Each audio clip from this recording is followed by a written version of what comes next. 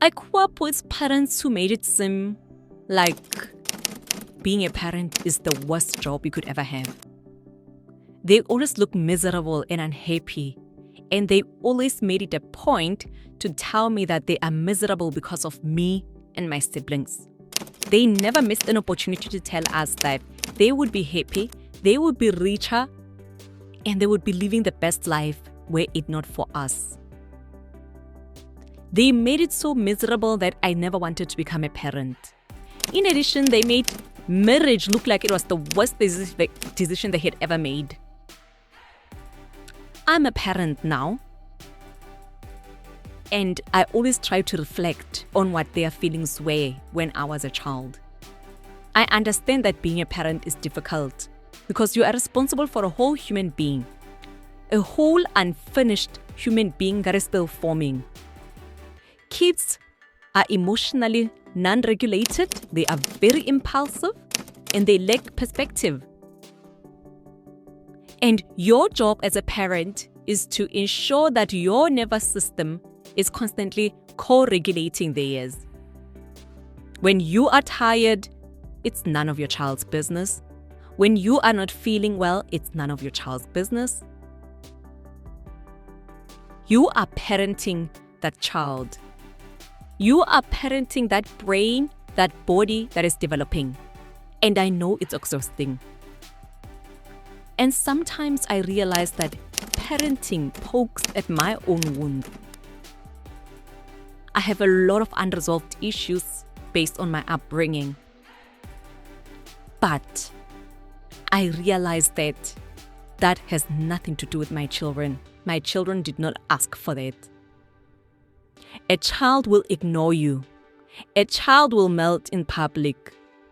And they will need you even on the days where you feel like you have nothing to give. The child doesn't care.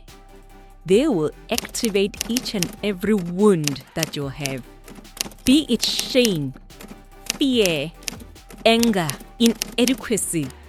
They will poke at it. Sometimes they will even poke at it each and every day of their childhood.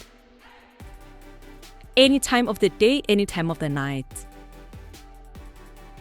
And that can evoke a lot in a human being that is not healed. The work that is required to raise a child is constant. And most of the time, it's invisible. There is not a single day where you feel done. Sometimes you don't even get feedback. Sometimes you get negative feedback and not positive feedback. There is no performance review at the end of a certain period. And there is no one who will say, "Oh my word, you handled that so well." You are planting seeds onto a soil you will not see sprout for years, sometimes decades, sometimes never. Humans are not wired to thrive on delayed, ambiguous rewards. And with a child, sometimes the reward never comes. Sometimes a good parent can be rewarded with a failed, bad, not necessarily bad, but a failed child. We are expected to be everything. We are expected to be a parent, a teacher, a safe space emotionally, a person who enforces boundaries, a moral guide, a logistics manager. Somehow you're supposed to be calm. You're supposed to be grateful and patient while doing it. I am reflecting on what my parents were feeling when I was a child. Now that I have kids of my own, I try to see if I have been judging my parents too harshly. I want to try and be objective and see where the difficulty was. Yes, my perspective then was that of a child, and now that I'm older, I try to extract from my experiences as a child to see how is it that they felt this way. Now, like I said, they never failed to remind me and to tell me and my siblings that we have made their lives difficult. Let's go back. My first memory of my mother, I was 4. Let's remember that I'm now a middle-aged woman. The first memory I have, I was a 4-year-old. And let me tell you, the first thing I remember was of my mother being angry. The only emotions I know of my mother's are anger, rage, and sadness. And I am not exaggerating when I say that I have never seen my mother happy.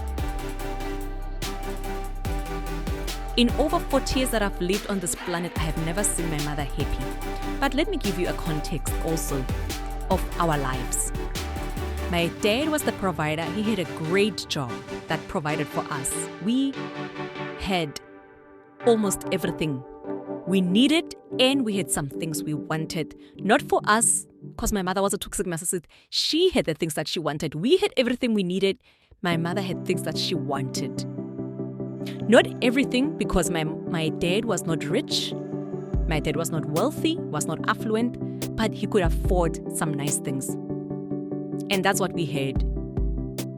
Yes, there was still a lot that we could not afford, but because it all revolved around my mother, what she wanted, she got.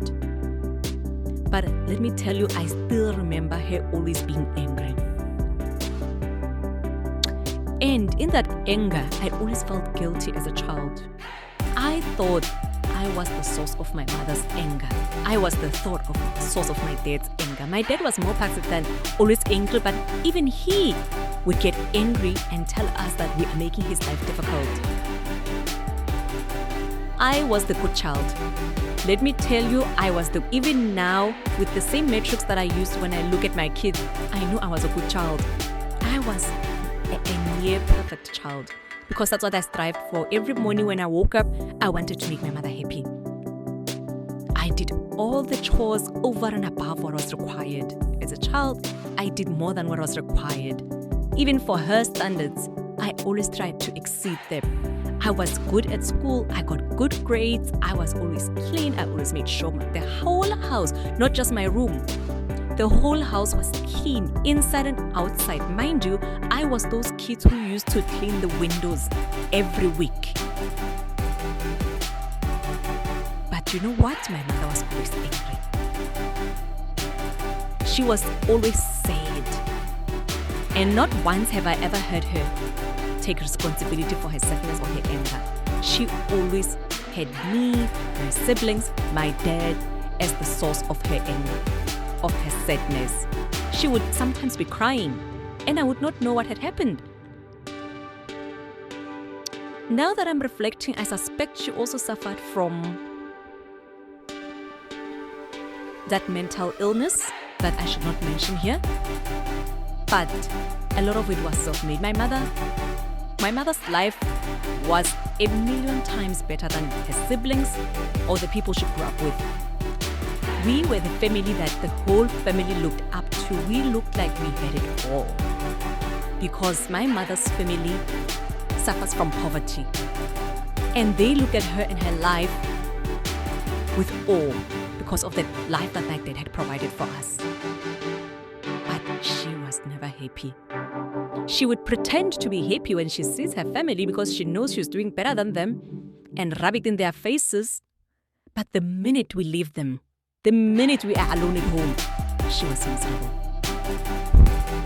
Now that I'm older, I see that the misery was a medical condition in addition to her being narcissistic and toxic. But I believe that there was a medical condition involved. And I tried to be empathetic towards her, but I see that even in her old age, she's still not changing. She still resorts to the same behaviors that she used to have. She's still the same person. And that is what makes me not want to be around her. That is one of the main things that made me want to be no contact. I've actually been no contact with her for at least 9 years now. And it has been the most peaceful my life has ever been. But I want to tell parents that parenting is hard, but do not make it your child's responsibility to make you happy. If you're miserable, it's your fault, it's your problem. It's got nothing to do with your kids. Unless if your kids are now adults and they're deliberately making you miserable through their behaviors, then you can blame them. But as long as they are kids, they are young, they are underage, you deal with it. You are the parent. Irrespective of what is that they have, irrespective of what the issues are, you are the parent, you deal with it.